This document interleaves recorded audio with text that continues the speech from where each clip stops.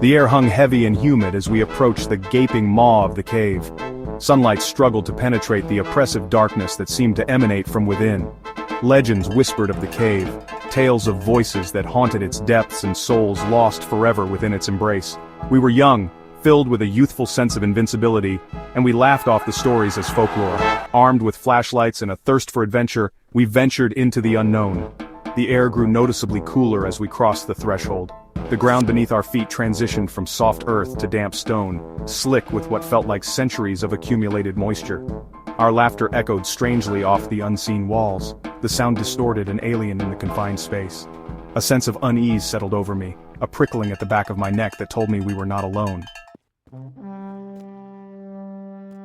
We pressed deeper into the cave, our flashlights cutting through the oppressive darkness. The air grew thick with the smell of mildew and decay, a testament to the cave's isolation from the world above. The silence was unnerving, broken only by the sound of our own breathing and the drip, drip, drip of water echoing through the caverns. It was then that we first heard the whispers, faint at first, like the rustling of leaves carried on a distant breeze.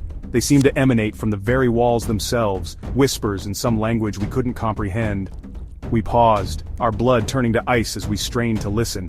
The whispers grew louder, more insistent, swirling around us like a malevolent wind. A cold dread gripped my heart, and I knew then that the legends were true. Panic welled within me, a primal urge to flee from this place of whispers and shadows, but the cave had other plans. The tunnels, once seemingly straightforward, now twisted and turned in on themselves, a labyrinth designed to confound and entrap. We ran, our flashlights bouncing erratically, casting grotesque shapes on the damp walls. One by one our lights began to flicker and die, plunging us into an abyss of absolute darkness. The whispers surrounded us, closer now, filled with a mocking glee. I reached out, my hand closing around empty air where my friend Mark had been only moments before. Terror, raw and consuming, threatened to overwhelm me. I don't know how long I ran, stumbling blindly through the darkness. The whispers seemed to press in on me, icy fingers brushing against my skin, stealing the very air from my lungs. I could hear my friends calling out, their voices filled with terror, each cry cut short as if swallowed by the darkness itself. Just when I thought I could take no more, I saw it, a pinprick of light in the distance.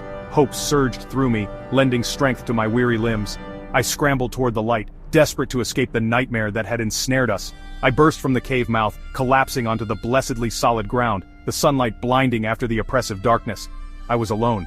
The whispers still echoed in my ears, a haunting reminder of the horror I had witnessed, and as I stumbled away from that accursed place, I knew the fear would never truly leave me. It lingered, a chilling premonition that the whispering cave was not finished with me yet.